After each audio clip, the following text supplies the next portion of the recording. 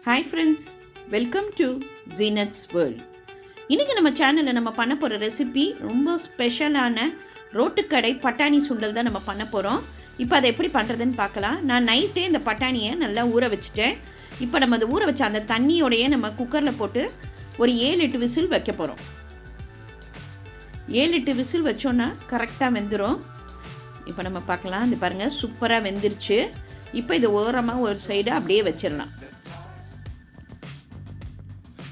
இப்போ நம்ம ஒரு மசாலா அரைச்சிடலாம். பெரிய வெங்காயம் 2 கட் பண்ணி மிக்ஸி ஜாரில் போட்டுருங்க.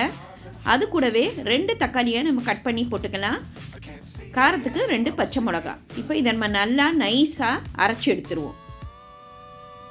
இப்போ அரைச்சி இதை ஒரு ஓரமாக வைங்க. இப்போ நம்ம பேனில் ஒரு 2 ஸ்பூன் எண்ணெய் விட்டுக்கலாம். எண்ணெய் நல்லா காஞ்ச ஒன்று சோம்பு 1 ஸ்பூன் போட்டுக்கலாம். இப்போ நம்ம அரைச்சி வச்சோம் பாருங்கள், இந்த வெங்காயம் தக்காளி பச்சை மிளகா அந்த மசாலாவை இதில் போட்டுடலாம்.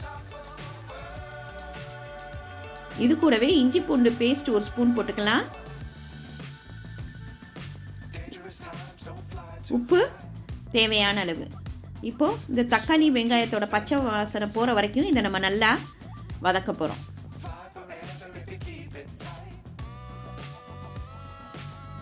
ஒரு 2 நிமிஷம் நல்லா அதுலேயே வேகட்டும். அந்த மிக்ஸி ஜாரை கழுவி ஊற்றிடலாம். தண்ணி கொஞ்சமாக ஊற்றுங்க, ரொம்ப ஊற்ற வேணாம். ஏன்னா நம்ம சுண்டலை வச்சு அந்த தண்ணியும் இருக்கும், அதையும் இதில் ஊற்ற போகிறோம்.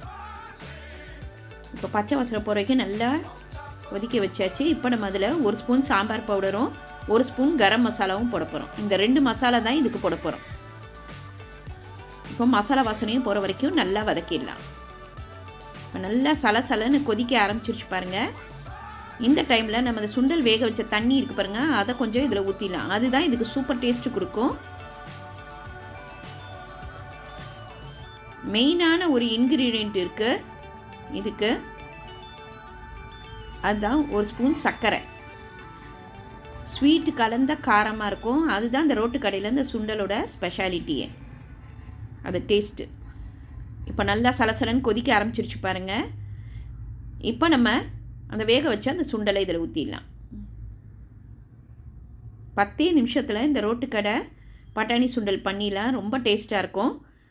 ஃபைனலாக நம்ம கொத்தமல்லியை அது மேலே தூவிடலாம். ஈவினிங் டைமில் இதை ஸ்நாக்ஸாக பசங்களை கொடுத்தா கண்டிப்பாக அவங்கெல்லாம் கடையில் வாங்கிட்டு வந்தீங்களான்னு கேட்பாங்க. அந்த அளவுக்கு அதே ஸ்டைலில் இருக்கும். இது ரொம்ப ஈஸி. ட்ரை பண்ணி பார்த்துட்டு சொல்லுங்கள். தேங்க்யூ.